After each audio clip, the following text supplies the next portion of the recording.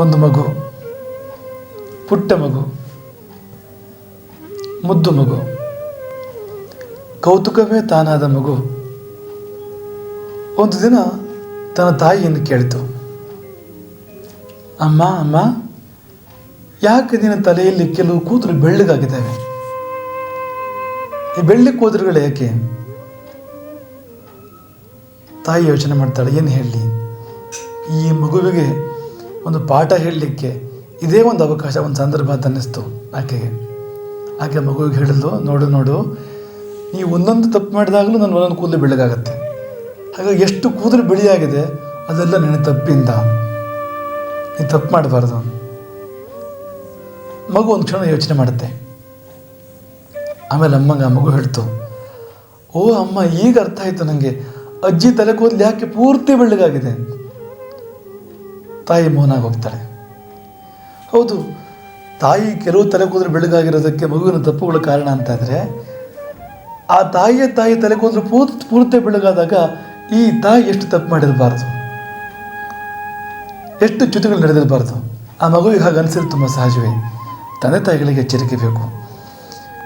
ಮಗುವಿಗೆ ಹೇಳುವ ಮುನ್ನ ತಾವಿದ್ದು ತೋರಿಸ್ಬೇಕು. ತಂದೆ ತಾಯಿಗಳು ಆಚರಣೆಯಷ್ಟು, ಸ್ವಯಂ ಆಚರಣೆಯಷ್ಟು ದೊಡ್ಡ ಪಾಠ ಬೇರೆ ಯಾವುದೂ ಇಲ್ಲ.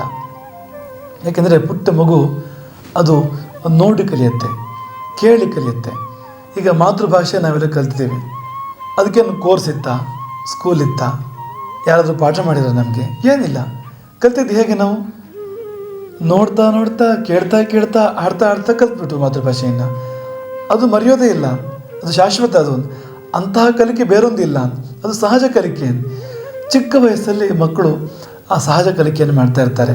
ಆ ಸಮಯದಲ್ಲಿ ಕಣ್ಮುಂದಿರ್ತಕ್ಕಂಥ ತಂದೆ ತಾಯಿಗಳು ಪರಮಾದರ್ಶ.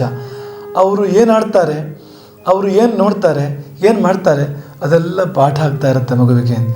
ಹಾಗಾಗಿ ಮಗು ತಂದೆ ತಾಯಿಗಳ ಪ್ರತಿಬಿಂಬ, ತಂದೆ ತಾಯಿಗಳ ಪ್ರತಿರೂಪ. ನಮ್ಮ ಮಕ್ಕಳು ಹೇಗಾಗಬೇಕು ಅನ್ನೋದು ನಮ್ಮ ಕೈಯಲ್ಲಿದೆ. ನಮ್ಮ ಮಕ್ಕಳನ್ನು ಹೀಗಿರಬೇಕು ಅಂತ ಹೇಳೋಕ್ಕಿಂತ ಹೆಚ್ಚು ನಾವಾಗಿ ಇದ್ದು ತೋರಿಸೋಣ, ಆಚರಣೆ ಮೂಲಕ ತೋರಿಸೋಣ. ಹಾಗೆ ತೋರಿಸಿದ್ರೆ ಆ ಮಕ್ಕಳು ಹಾಗೆ ಆಗಲಿಕ್ಕೆ ತುಂಬ ಅವಕಾಶ ಇದೆ.